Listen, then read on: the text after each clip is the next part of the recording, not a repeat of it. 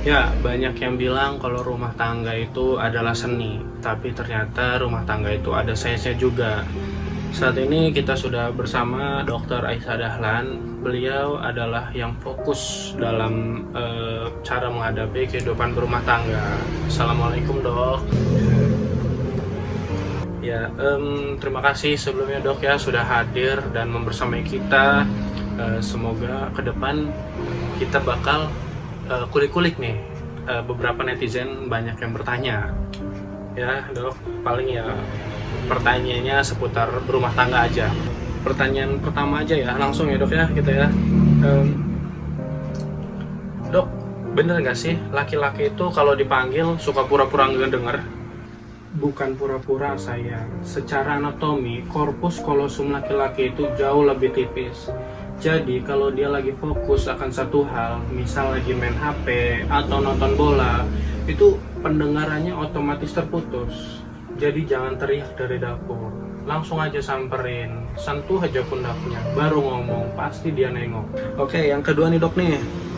Dok, kenapa ya perempuan kalau belanja itu teliti banget, tapi pulangnya tetap ngerasa stres? Kenapa ya? Loh, belanja itu kan buat perempuan adalah self healing karena hormon dopaminnya naik.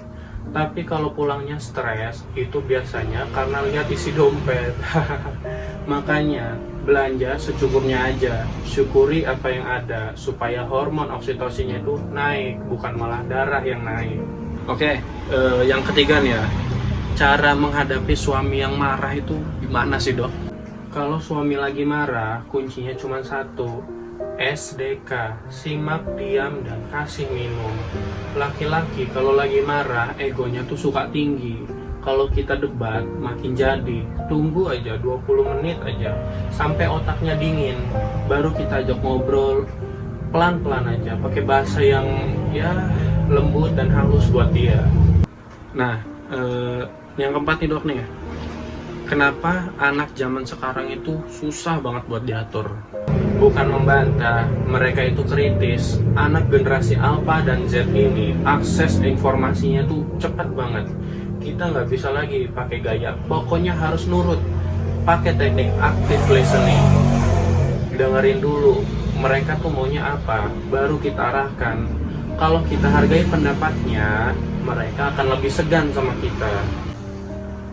Oke, Dok, banyak istri ngerasa males melayani suami kalau lagi capek kerja. Solusinya tuh gimana sih, Dok?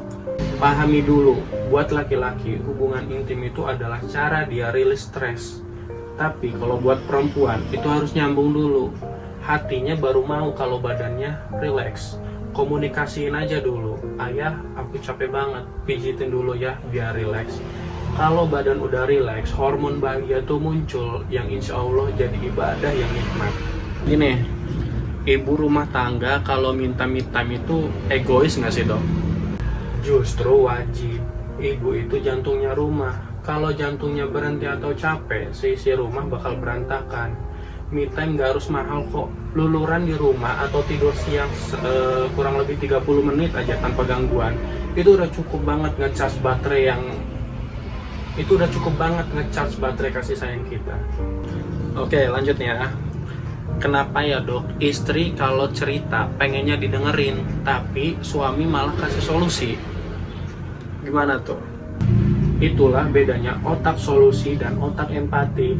Laki-laki itu diprogram untuk troubleshooter. Jadi kalau istri cerita, dia tuh mikir gimana caranya biar masalah ini tuh selesai. Padahal istri itu cuma mau bilang, oh gitu ya, sabar ya. Oh gitu ya, sabar ya sayang. Bilang aja dari awal, Mas, aku mau curhat, tapi dengerin aja ya, jangan dikasih saran dulu. Oke, lanjut ya.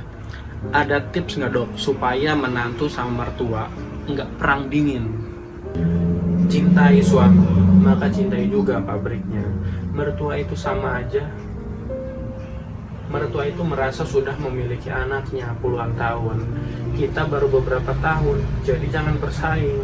Ambil hatinya lewat hal-hal kecil, puji masakannya atau minta nasihatnya. Kalau mertua merasa dihargai, dia akan merasa sayang sama kita. Dok, anak main gadget terus. Gimana sih cara negasinnya? Pokoknya jangan dilarang total, karena itu dunianya sekarang. Yang penting ada kontrak belajarnya, berapa jam sehari, kapan boleh main. Dan kita sebagai orang tua tuh harus menjadi contoh. Jangan nyuruh anak simpan HP, tapi kitanya sendiri lagi asik scrolling HP. Anak itu peniru ulung, bukan pendengar yang ulung. Yang terakhir ya dok, katanya masakan istri bisa bikin suami makin cinta. Bener nggak dok? Coba tolong kasih penjelasannya dok. Betul sekali, secara metafisika, air dan makanan itu merekam vibrasi. Kalau kita masaknya sambil marah-marah, energinya itu bakal masuk ke dalam makanan. Tapi kalau kita masaknya sambil baca sholawat, sambil doain, kayak, ya Allah, lembutkanlah hati suamiku lewat makanan ini. Itu energinya sampai ke sel tubuhnya. Masakan yang sederhana tuh bakal berasa nikmat banget.